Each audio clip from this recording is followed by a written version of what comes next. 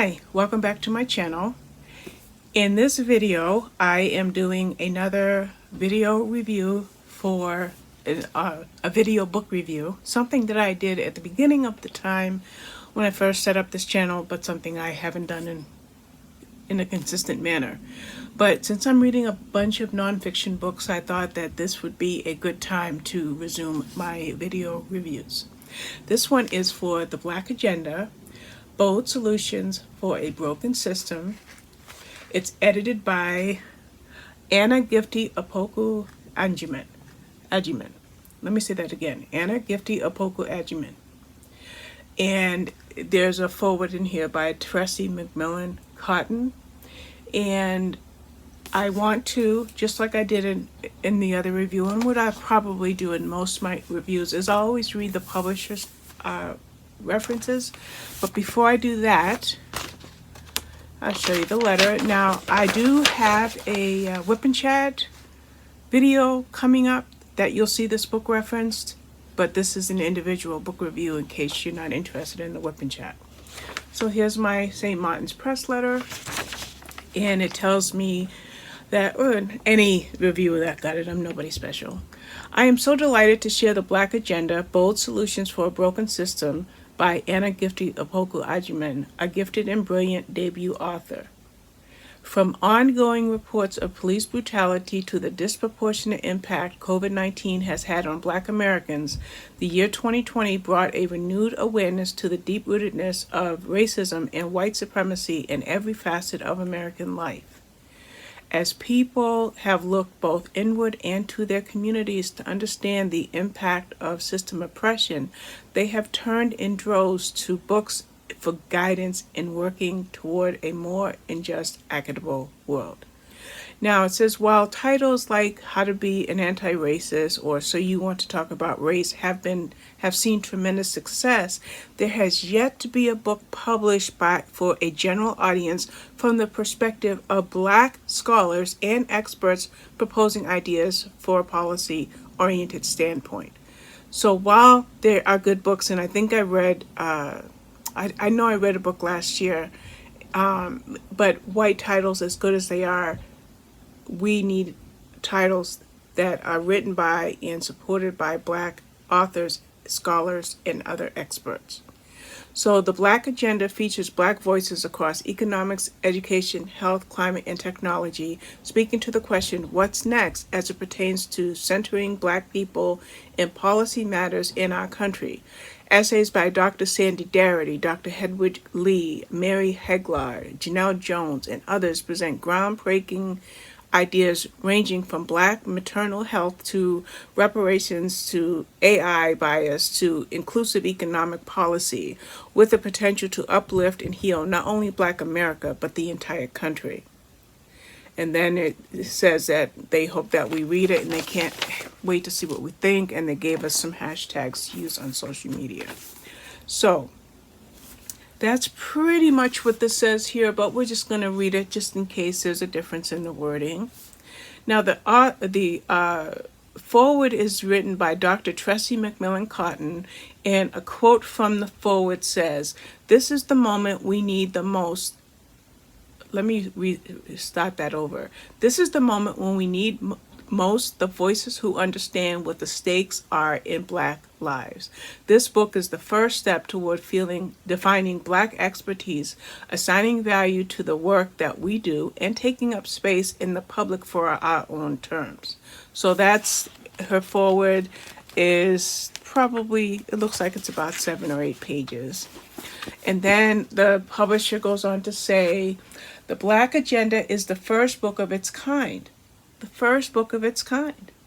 A bold and urgent move towards social justice through a profound collection of essays featuring Black scholars and experts across economics, education, health, climate, and technology. It speaks to the question, what's next for America on the subjects of policymaking, mental health, artificial intelligence, the climate movement, the future of work, the LGBTQ community, the criminal legal system, and much more. This is an overdue clarion call that can help heal our nation. The Black Agenda is a policy-oriented approach to creating a more just and equitable world. Now, this one, it doesn't tell me. I know it's already out because I was able to get it by audiobook. So it must have come out in 2020. It came out this year. I think this came out February 1st. I'm sorry. I just looked at the letter. This came out February 1st. So because it's already out, when I went to read it, I decided to see if I could get it by audiobook. And I was easily able to do that. I think, did I get it from my library or Scribd?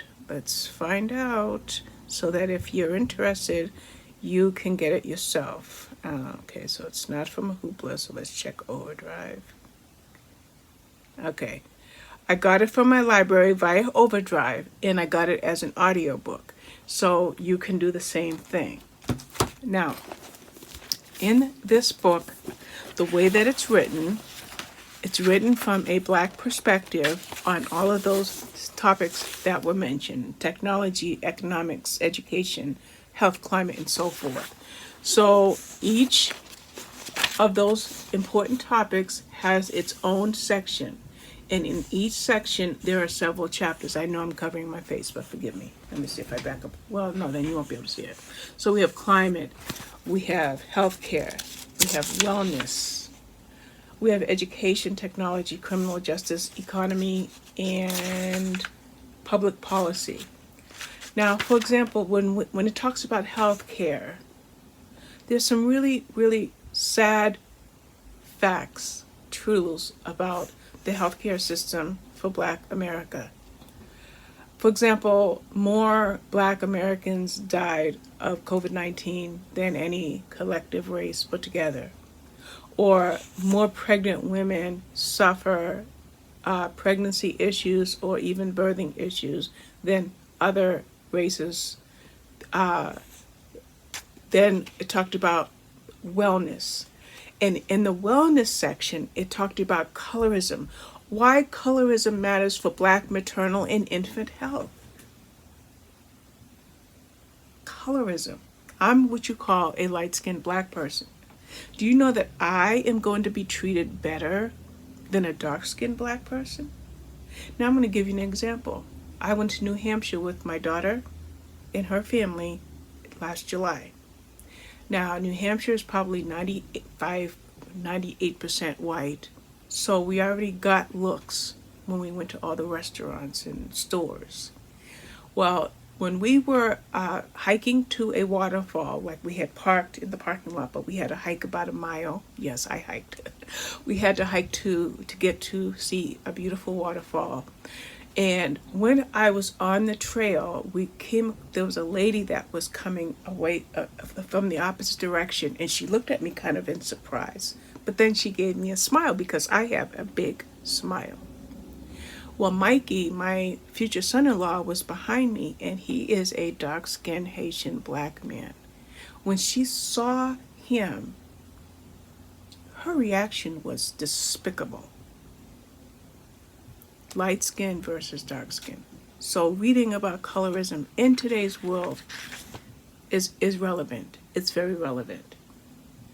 Then it talked about Black disabled women, how the discrimination against Black women that are disabled, that's really amazing. Now, every time these essays are produced or used in this book, there's wonderful reference work. Every single thing that you read in this book is backed up by extensive research. And then the section on education or technology, those were very, very pivotal chapters or sections. The criminal justice system, it's overrun with Black people. Of course, all races are imprisoned. But we're talking about statistics. As a matter of fact, one of the chapters is Nothing New, Racial Disparities in Police Contact. We know about police contact. As a matter of fact, this book talks about three things. I think it was COVID-19, Black Lives Matter, and police brutality. I think those were three of the subjects in the foreword, in the introduction. Then it talks about how the carceral system has no future, or the inevitability of Black women in the consequences of mass incarceration. I didn't know anything about that. And then there's a chapter, Queer as in Abolishing the Police, the Criminal Legal System, and Black LGBTQ people. The next section was economy and how the Federal Reserve can help people, or the case for stratification economics. And lastly, public policy. The section on public policy, you talked about Black voters and the next civil rights movement requires policy works. Talked about Dr. King and some of the things that he said, even something that he wrote while he was behind bars for his actions. And then it talked about African American reparations and an economic bill of rights for the 21st century. This is not my style. I'm going to admit it. I'm not into socialism or activism or politics or anything like that. But I am a Black woman in today's world. Yes, I have mixed race in my blood. It's just something that a lot of us have. But I'm still known. When you look at me, you're going to see a Black woman. You're not going to see a mixed race woman. But I will surprise you with something that was said to me. I was in the hospital the last weekend of January, and one of the nurses came in and she saw my hair. She tripped over her own words. She did not know how to fix what came out of her mouth.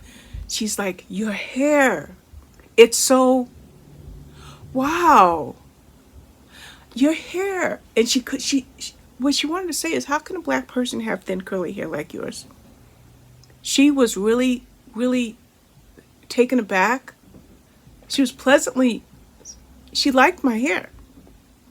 But she didn't understand how a Black person could have the type of hair that I have. So, although I don't involve myself in anything in a political sense or in activism or anything like that, this is very important. As a matter of fact, I didn't mark the page, but this book did talk about we shouldn't always say that Black Lives Matter. Why not say all lives matter?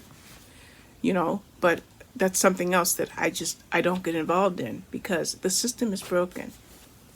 And the system is broken because of the world that we live in. The Bible says that the world is lying in the power of the wicked one. This is Satan's world.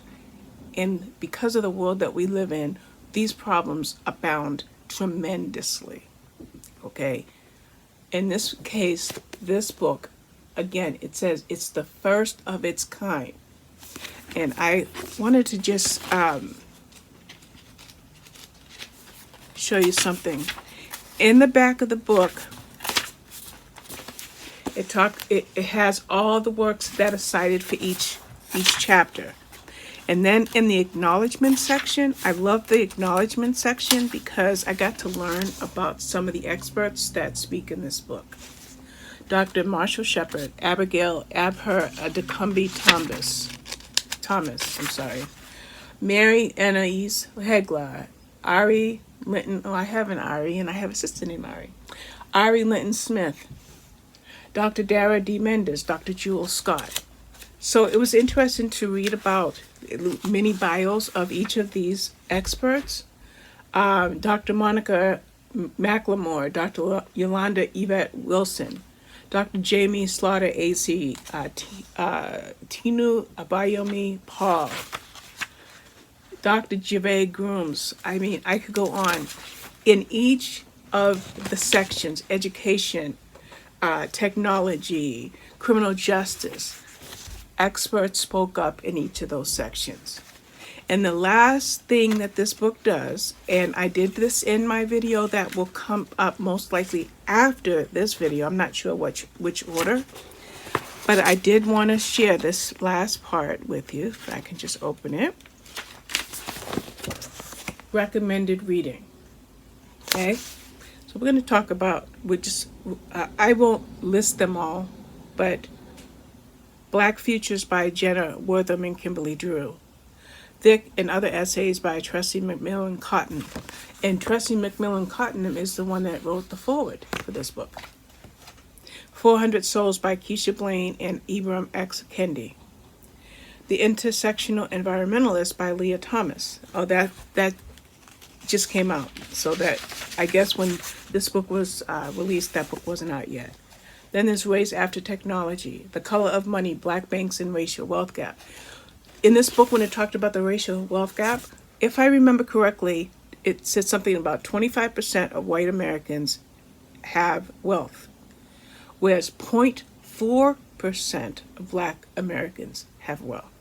So 25% compared to 0.4%. So that looks like that would be a good book. I'm Still Here, Black Dignity in a World Made for Whiteness, or A Black Woman's History of the United States. So recommended reading is listed at the back of this book, and I just wanted to recommend them to you if this is a subject that is of interest to you. So that is The Black Agenda. Again, it's edited by Anna Gifty Opoku-Agyeman. This is her first book, her debut book, and again, last time I'll say it, it's the first of its kind. So that's it for now. I will get this video edited and uploaded, and I want to thank you for watching. Bye-bye.